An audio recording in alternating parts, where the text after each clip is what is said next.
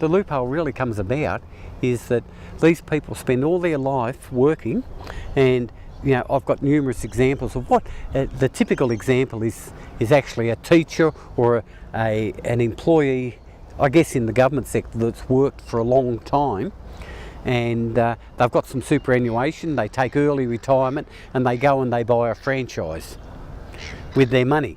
And there are many examples of it, and they get into the franchise with very little people skills in respect of retail people skills. They've got the people skills in the example of teachers talking to 4-year-old kids or 5-year-old kids, but being in control of the situation. And so they go into a franchise type business where they're dealing with the public, and they don't necessarily have the people skills to do it.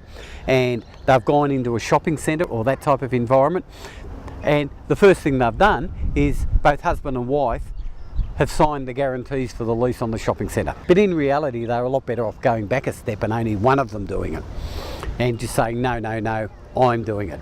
But again, what happens is the husband and wife are going to work together, and let's do it together. So we're both directors on the company, and there's another video on that, but they go through the whole thing.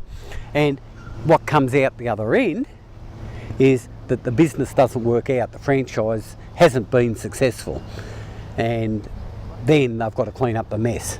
Now, both of them have signed a personal guarantee, both of them have signed a lease, so this thing that they spent their whole life working to have, the security and the house, and they've had the dream of their own business, falls down. So we've had a Royal Commission so that people can't borrow money, or they're protected from themselves of borrowing the money, so that when they get a house they can have it home ownership.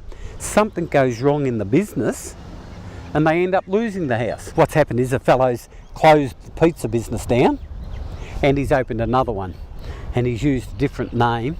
That pizza business did fall over, but he's used another name, he's started up again. And the journalist says, so what, he's phoenixed it? Really, the definition of phoenixing, from my understanding, is basically where someone takes a business and it gets into financial trouble, or it doesn't pay its taxes and that, and what they do is they transfer, in essence, their stock, the equipment, the clientele, and basically start up again just around the corner.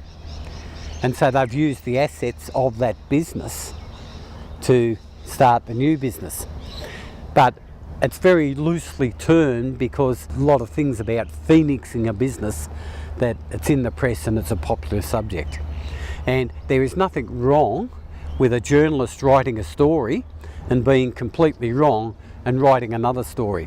There's nothing wrong with a person having a car accident and the next day driving a car again. So really, what is wrong with a person whose business has failed opening another business? And there's nothing wrong with that concept, and that's not phoenixing. Where it comes about is where unscrupulous people starting another business take the assets from this business and move it across to that one.